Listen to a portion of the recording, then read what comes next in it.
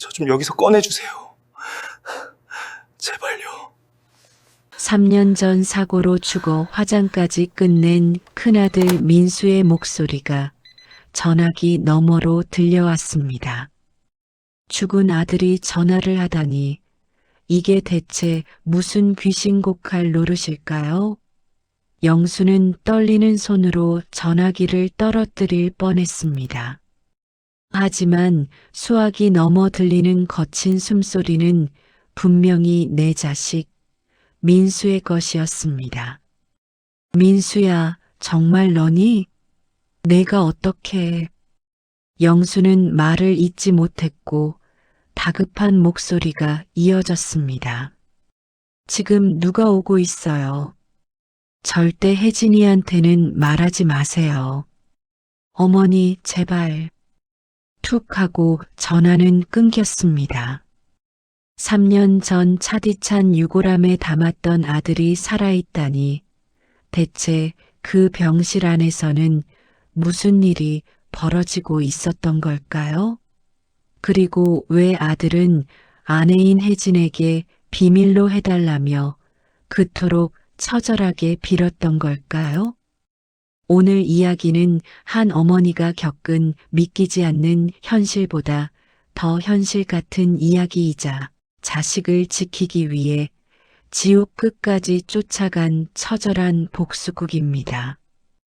본격적인 사연을 들려드리기 전에 네, 잠시만 기다려 주시겠어요? 구독과 좋아요 꼭 부탁드리고요. 그럼 시작하겠습니다. 영순 씨의 시간은 3년 전 그 차가운 겨울 아침에 멈춰버렸습니다. 남편을 일찍 여의고 시장통에서 국수 장사를 하며 금지옥엽 키워낸 두 아들. 그 중에서도 큰아들 민수는 영순 씨에게 목숨보다 귀한 존재였습니다. 명문대를 졸업하고 대기업에 입사해 번듯한 가정을 꾸렸을 때 영순 씨는 이제 죽어도 여한이 없다고 생각했습니다. 하지만 하늘은 무심하게도 영순 씨의 가장 큰 자랑을 가장 먼저 거두어 갔습니다. 고속도로에서의 8중 추돌 사고. 며느리 혜진은 울부짖으며 영순 씨를 가로막았습니다. 어머니, 민수 씨 얼굴이 너무 심하게 상해서 보시면 평생 트라우마로 남으실 거예요. 제가 잘 정리했으니 이제 보내주자고요. 혜진의 그 눈물 섞인 애원을 영순 씨는 믿었습니다. 아니, 믿어야만 했습니다. 시신도 제대로 보지 못한 채 아들을 화장터의 뜨거운 불길 속으로 밀어넣던 날, 영순 씨의 심장도 함께 타버렸습니다. 그 후 3년 영순 씨의 일상은 공허한 정적뿐이었습니다. 아침에 눈을 뜨면 가장 먼저 하는 일은 민수의 영정사진 앞에 맑은 물 한 잔을 올리는 것이었습니다. 사진 속 민수는 여전히 35살의 가장 찬란한 모습으로 웃고 있었지만 영순 씨의 얼굴엔 어느덧 깊은 주름과 검버섯이 내려앉았습니다. 다행히 며느리 혜진은 지극정성이었습니다. 아들이 죽고 받은 막대한 보험금과 유산으로 평창동의 넓은 집으로 이사하고 나서도 혜진은 매달 시어머니의 생활비를 챙기고 주말마다 맛있는 음식을 사들고 찾아왔습니다. 가끔은 막내 아들 현수와 혜진 그리고 영순 씨가 한자리에 모여 식사를 하기도 했죠. 그럴 때마다 사람들은 말했습니다. 영순 씨는 자식 복은 없어도 며느리 복은 타고났네. 저런 효부가 어디 있어? 영순 씨도 그렇게 믿었습니다. 며느리가 사준 비싼 보약을 먹고 며느리가 선물한 고급 실크 이불을 덮고 잠들며 이것이 아들이 남겨준 마지막 선물이라 여기며 스스로를 위로했습니다. 며느리 혜진은 가끔 아들의 제사 때마다 너무 슬프다며 오열하다 쓰러지기도 했습니다. 그 모습을 보며 영순 씨는 오히려 며느리를 다독였습니다. 혜진아, 내가 이렇게 기운을 못 차리면 민수가 하늘에서 얼마나 마음 아파하겠니? 이제 그만 털고 너라도 내 인생 살아야지. 하지만 영순 씨는 가끔 묘한 한기를 느꼈습니다. 혜진이 가끔 허공을 응시할 때 짓는 차가운 표정이나 아들의 유품을 정리하자고 하면 유독 예민하게 반응하며 모두 버리거나 치워버리던 모습들. 그때는 그저 아픔을 잊고 싶어 그러는 것이라 생각했습니다. 영순 씨의 집 거실에는 여전히 민수가 쓰던 낡은 안경과 지갑이 놓여 있었지만 혜진의 집에는 아들의 흔적이 단 하나도 남아있지 않았습니다. 영순 씨는 그것이 며느리 나름의 애도 방식이라 믿으며 깨진 거울 조각을 억지로 이어 붙이듯 위태로운 평온함을 유지하고 있었습니다. 그 평온함이 산산조각 난 것은 지독하게 비가 내리던 어느 목요일 밤이었습니다. 낡은 시계추 소리만 가득하던 거실에 갑자기 날카로운 전화벨 소리가 울려 퍼졌습니다. 밤 11시 넘은 시간 영순 씨는 가슴이 철렁 내려앉았습니다. 이 시간에 올 전화라면 대개 불길한 소식뿐이었으니까요. 떨리는 손으로 수화기를 들었을 때 처음엔 아무 소리도 들리지 않았습니다. 그저 지직거리는 소음과 기계적인 잡음뿐이었죠. 영순 씨가 여보세요? 라고 몇 번을 되물었을 때였습니다. 수화기 저편에서 아주 낮고 갈라진 목소리가 영순 씨의 귓가를 파고들었습니다. 어머니, 저 좀 여기서 꺼내주세요. 영순 씨는 순간 숨이 멎는 것 같았습니다. 환청인가 싶어 귀를 바짝 갖다 댔습니다. 하지만 이어지는 숨소리, 그 불규칙하고 가쁜 호흡은 영순 씨가 35년 동안 머리맡에서 듣던 내 자식 민수의 것이 틀림없었습니다. 아들은 마치 누군가에게 쫓기듯 급박하게 말을 이어갔습니다. 절대 혜진이한테는 말하지 마세요. 어머니, 제발이요. 툭 하고 끊긴 신호음은 영순 씨의 가슴을 난도질했습니다. 그날 밤 영순 씨는 한숨도 자지 못했습니다. 머릿속엔 오직 한 가지 생각뿐이었습니다. 민수가 살아있다. 내 아들이 어디선가 죽어가고 있다. 하지만 동시에 의문이 꼬리에 꼬리를 물었습니다. 그렇다면 3년 전 그 화장터에서 우리가 한 줌의 재로 만든 것은 누구란 말인가? 며느리 혜진은 대체 무엇을 숨기고 있는 것인가? 다음 날 아침 영순 씨는 며느리의 집으로 향했습니다. 평소처럼 웃으며 반기는 며느리의 얼굴을 보니 소름이 끼쳤습니다.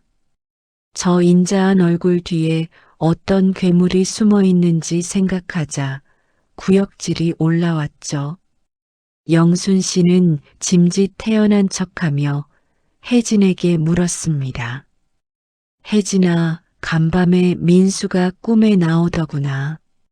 너무 춥고 배고프다며 울고불고 난리를 치는데 내 마음이 너무 안 좋아서 왔다. 그 말을 듣는 순간 혜진의 손에 들려있던 과일 칼이 도마 위로 떨어졌습니다. 혜진의 눈동자가 순식간에 흔들리더니 얼굴이 창백하게 질렸습니다. 어머니도 참, 비가 오니까 마음이 약해지셨나 봐요. 죽은 사람이 어떻게 꿈에 나와요. 다 환상이에요. 혜진은 황급히 화장실로 자리를 피했습니다. 영순 씨는 그 틈을 타 소파 위에 놓인 혜진의 휴대폰을 낚아챘습니다. 비밀번호가 걸려있지 않은 화면에 떠있는 문자 메시지 한 통. 502호 환자 상태 악화. 진정제 투여량을 더 늘려야 할 것 같습니다. 502호. 영순 씨의 뇌리에 번개가 치는 듯 했습니다. 그것은 아들이 갇힌 생지옥의 주소였습니다. 이제 영순 씨에게는 단 하나의 욕구만이 남았습니다. 며느리라는 이름의 악마에게서 내 자식을 되찾아오는 것. 아들이 왜 혜진을 그토록 두려워했는지, 왜 살아있으면서도 죽은 사람이 되어야 했는지, 그 추악한 진실의 끝까지 가야만 했습니다. 영순 씨는 주먹을 꽉 쥐었습니다. 이제 더 이상 자애로운 시어머니는 없었습니다.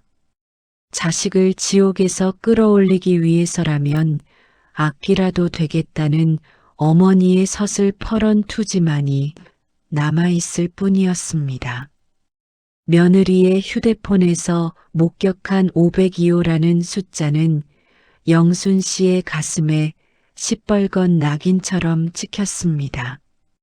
며느리 혜진이 화장실에서 나오기 전 영순 씨는 떨리는 손으로 그 번호를 자신의 손바닥에 옮겨 적었습니다. 집으로 돌아오는 길, 영순 씨의 머릿속은 수만 가지 생각으로 뒤엉켰습니다. 3년 전 화장터에서 한 줌의 재가 되어 유골함에 담겼던 그 유해는 대체 누구란 말인가. 내 자식을 죽었다고 속이고 세상 천지에 연고도 없는 유령으로 만들어 가둔 저 여자의 심장은 대체 무엇으로 만들어진 것일까? 영순 씨는 막내 아들 현수를 불렀습니다. 현수는 처음엔 어머니의 말을 믿지 않았습니다. 형수는 천사 같은 사람이고 형은 이미 이 세상 사람이 아니라고 어머니가 너무 그리운 나머지 헛것을 보고 들은 것이라며 오히려 화를 냈습니다. 하지만 영순 씨가 손바닥에 적힌 문자 내용과 어젯밤 들었던 민수의 절규를 피 토하듯 쏟아내자 현수의 눈빛도 흔들리기 시작했습니다. 두 사람은 며느리 혜진의 차에 몰래 위치 추적기를 부착했습니다. 그리고 며칠 뒤 혜진이 평소와 다르게 화려한 옷차림을 하고 집을 나섰습니다. 그녀가 향한 곳은 서울 근교의 화려한 번화가가 아니었습니다. 차는 점점 더 깊은 산속으로 사람의 발길이 닿지 않는 음산한 외곽도로로 향했습니다. 현수와 영순 씨는 숨을 죽인 채 일정 거리를 두고 그 뒤를 쫓았습니다. 마침내 차가 멈춰선 곳은 초록 숲요양원이라는 간판이 걸린 낡고 거대한 건물이었습니다. 이름과는 달리 그곳은 생명이 느껴지지 않는 죽음의 성 같았습니다. 건물 사방은 3미터가 넘는 높은 담벼락으로 둘러싸여 있었고 담장 위에는 날카로운 철조망이 촘촘히 박혀 있었습니다. 입구에는 검은 정장을 입은 사내들이 서서 출입하는 차량을 일일이 검문하고 있었습니다. 일반적인 요양원이라면 있을 법한 산책하는 노인이나 면회객의 웃음소리는커녕 기괴할 정도의 정적만이 감돌았습니다. 현수는 입구 근처 편의점에서 일하는 청년에게 슬쩍 물었습니다. 저 병원이 대체 어떤 곳이냐고요? 청년은 주변을 살피더니 목소리를 낮춰 대답했습니다. 저기요? 저기는 한번 들어가면 죽어서나 나온다는 곳이에요. 돈 많은 집안에서 골치 아픈 가족들 강제로 가두는 곳이라는 소문이 파다해요. 밤마다 비명소리가 들린다는 사람도 있고요. 그 말을 듣는 영순 씨의 눈에서 핏물이 고이는 듯 했습니다.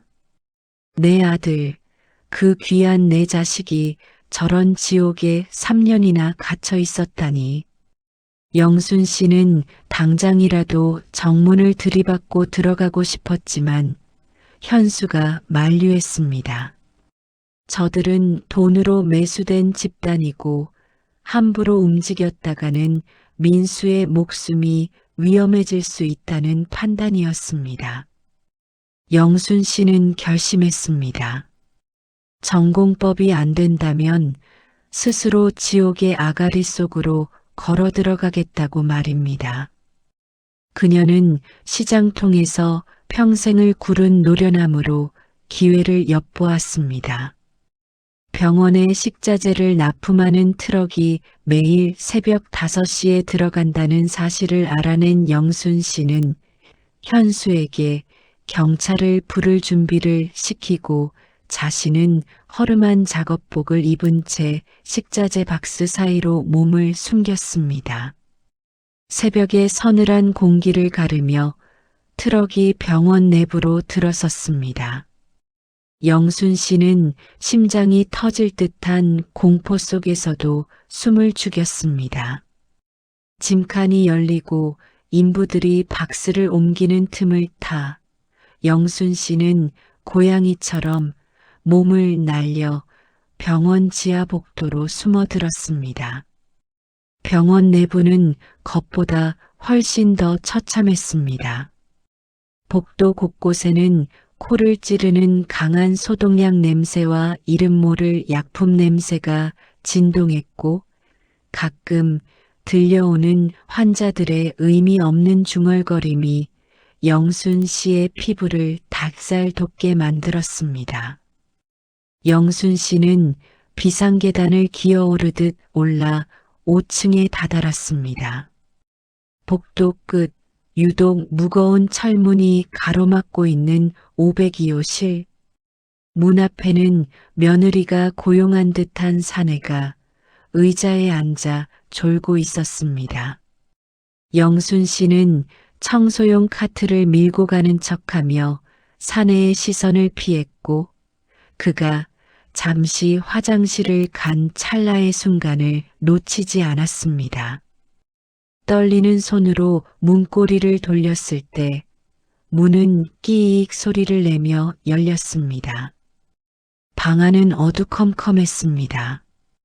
창문은 합판으로 막혀 빛 한 줄기 들어오지 않았고 오직 기계적인 산소호흡기 소리만이 규칙적으로 들려왔습니다.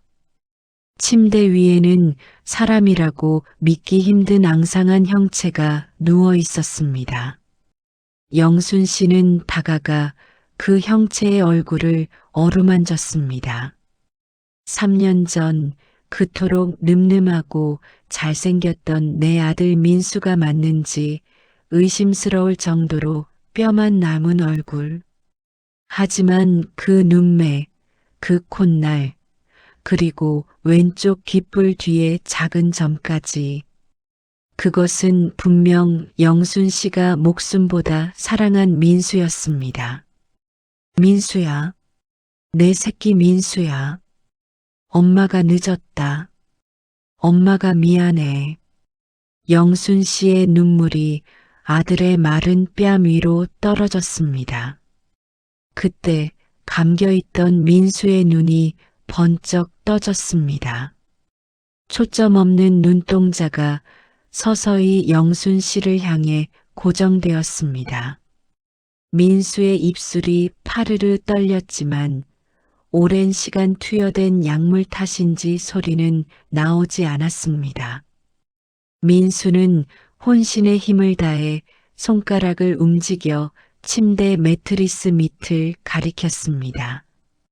영순 씨가 매트리스를 들추자 그곳에는 낡은 볼펜 한 자루와 수십 장의 휴지 조각들이 숨겨져 있었습니다. 그것은 민수가 정신이 돌아올 때마다 목숨을 걸고 기록한 지옥의 일기였습니다. 며느리 혜진이 일주일에 한 번씩 찾아와 민수의 손가락을 강제로 눌러 재산 포기 각서에 지장을 찍게 했다는 사실, 병원 원장과 짜고 영순 씨까지 치매 노인으로 몰아 요양원에 가두려 했다는 치밀한 계획이 적혀 있었습니다. 무엇보다 충격적인 것은 3년 전 사고의 진실이었습니다. 사고 직후 민수는 의식이 있었고 살 수 있는 가망이 충분했습니다. 하지만 혜진은 응급실 의사에게 거액의 뇌물을 건네며 사망 판정을 유도했고 산 사람을 영안실 냉동고로 보내버렸던 것입니다. 그리고 그날 밤 혜진은 아무도 모르게 민수를 빼돌려 이 외딴 곳에 가두었습니다. 영순 씨는 아들의 일기를 읽으며 피눈물을 흘렸습니다. 며느리라는 인간은 아들의 생명줄을 쥐고 흔들며 그가 천천히 말라 죽어가는 과정을 즐기고 있었던 겁니다. 영순 씨는 아들의 야윈 손을 꼭 잡았습니다. 민수의 눈에서 굵은 눈물이 흘러내려 영순 씨의 손등을 적셨습니다. 아들은 말을 할 수 없었지만 그 눈빛은 간절하게 외치고 있었습니다. 어머니, 살려주세요. 저 인간들을 벌해주세요. 영순 씨는 아들의 일기 뭉치를 가슴팍에 깊숙이 집어넣었습니다. 이제 증거는 확보되었습니다. 남은 것은 이 지옥의 설계자들을 무너뜨리는 것뿐이었습니다. 영순 씨는 다시 한번 아들의 이마에 입을 맞추고 어둠이 깔린 복도를 향해 매서운 눈빛으로 발걸음을 옮겼습니다. 병원 지하 복도를 빠져나온 영순 씨의 가슴팍에는 아들 민수가 목숨을 걸고 적어 내려간 휴지 조각들이 불덩이처럼 뜨겁게 박혀 있었습니다. 집으로 돌아온 영순 씨는 막내 현수와 함께 숨을 죽인 채 그 기록들을 하나씩 펼쳐보았습니다.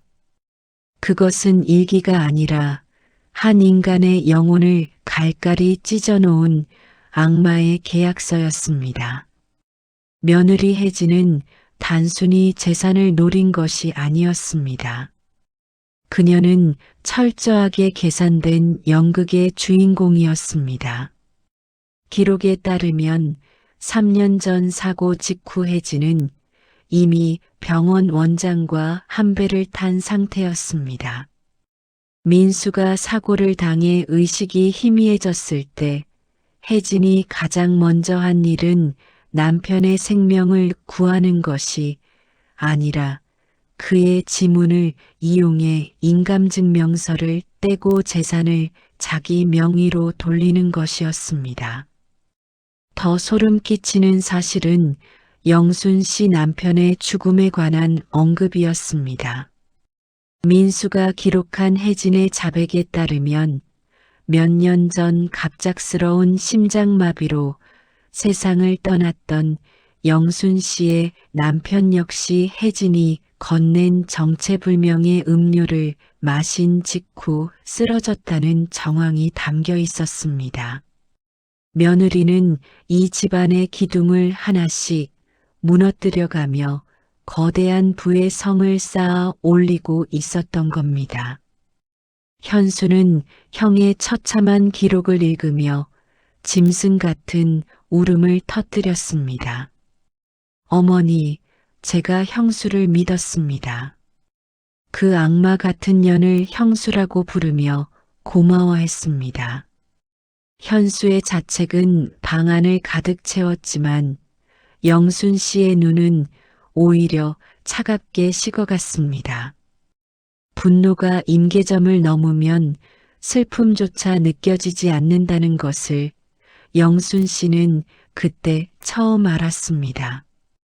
영순 씨는 아들이 건네준 기록 속에서 결정적인 증거를 하나 더 찾아냈습니다.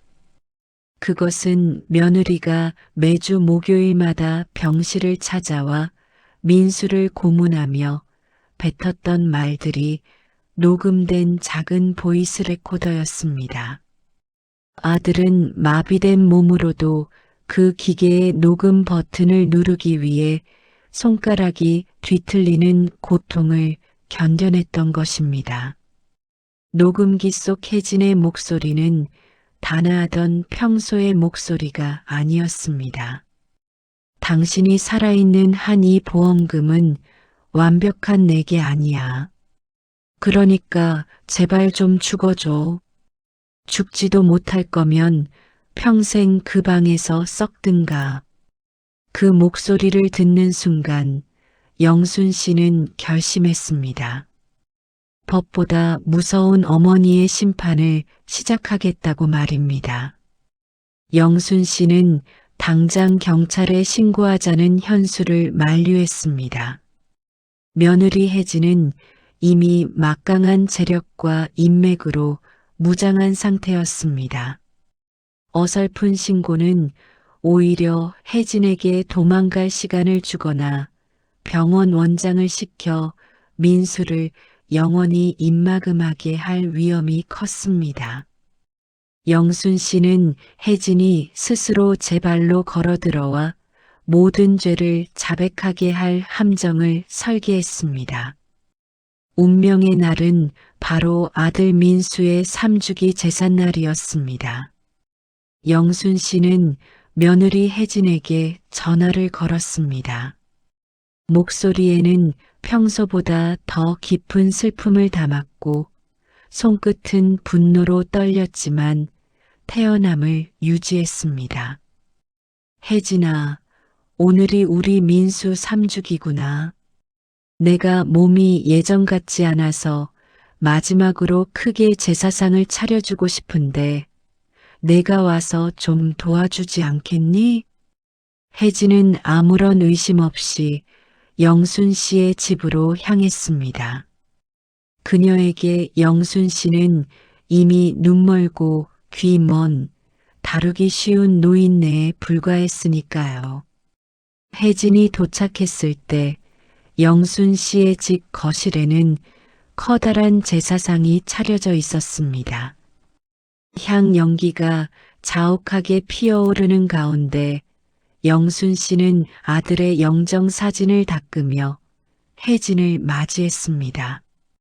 제사가 시작되고 혜진이 아들의 영정 앞에 절을 올리던 그때였습니다. 영순 씨는 조용히 거실 문을 잠그고 혜진의 등 뒤에 섰습니다. 그리고 미리 준비해둔 녹음기를 켰습니다. 거실 가득 혜진의 사악한 목소리가 울려 퍼졌습니다. 제발 좀 죽어줘. 죽지도 못할 거면 평생 그 방에서 썩든가. 혜진의 몸이 돌처럼 굳었습니다. 절을 하던 자세 그대로 고개를 돌린 혜진의 눈에는 경악과 공포가 서려 있었습니다. 어머니, 이게 대체 무슨... 혜진이 변명을 하려 했지만 영순 씨는 혜진의 뺨을 세차게 내리쳤습니다. 내 아들 어디 있느냐? 내 자식 민수 산채로 지옥에 가둬놓고 여기서 절을 해? 내가 인간이냐? 혜진은 곧 본색을 드러냈습니다. 그녀는 눈빛을 바꾸며 영순 씨를 위협하기 시작했습니다. 늙은이가 뭘 안다고 까불어. 그 녹음기 내놔요. 안 그러면 어머니도 민수 씨 옆방으로 보내버릴 줄 알아. 혜진이 영순 씨의 목을 조르려 달려들던 그 찰나 병풍 뒤에 숨어 모든 것을 실시간으로 촬영하고 있던 현수와 경찰들이 들이닥쳤습니다. 며느리의 자백과 협박은 고스란히 영상으로 남았습니다. 혜진은 수갑이 채워지는 순간까지도 이건 함정이야. 내가 누군지 알아? 라며 소리를 질렀지만 영순 씨는 그녀의 눈을 똑바로 응시하며 말했습니다. 너는 이제 아무것도 아니다. 내 아들의 인생을 훔친 도둑일 뿐이지. 며느리가 끌려나가는 뒷모습을 보며 영순 씨는 제사상 위에 놓인 아들의 사진을 품에 안았습니다. 이제 정말 아들을 데려올 시간이었습니다. 지옥의 문이 열리고 진실의 빛이 쏟아지고 있었습니다. 며느리 혜진이 수갑을 찬 채 끌려간 직후 영순 씨는 쉴 틈도 없이 현수와 함께 경찰차를 타고 그 지옥 같은 요양병원으로 향했습니다.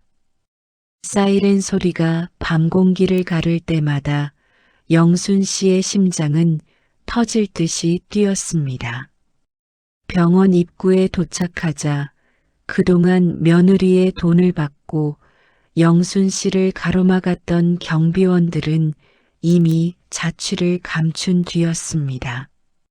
경찰들이 병원 문을 박차고 들어갔고 영순 씨는 5층 복도를 미친 듯이 달렸습니다. 마침내 502호실 문이 다시 열렸습니다. 불 꺼진 방 안, 차가운 산소호흡기 소리만이 가득하던 그곳에 이제는 환한 전등 불빛이 쏟아졌습니다. 침대에 누워있던 민수는 갑작스러운 소란에 겁을 먹은 듯 눈을 질끈 감고 있었습니다. 영순 씨는 아들의 야윈 몸을 부둥켜 안았습니다. 민수야, 이제 끝났다. 엄마가 너 데리러 왔어. 이제 아무도 너 못 건드려.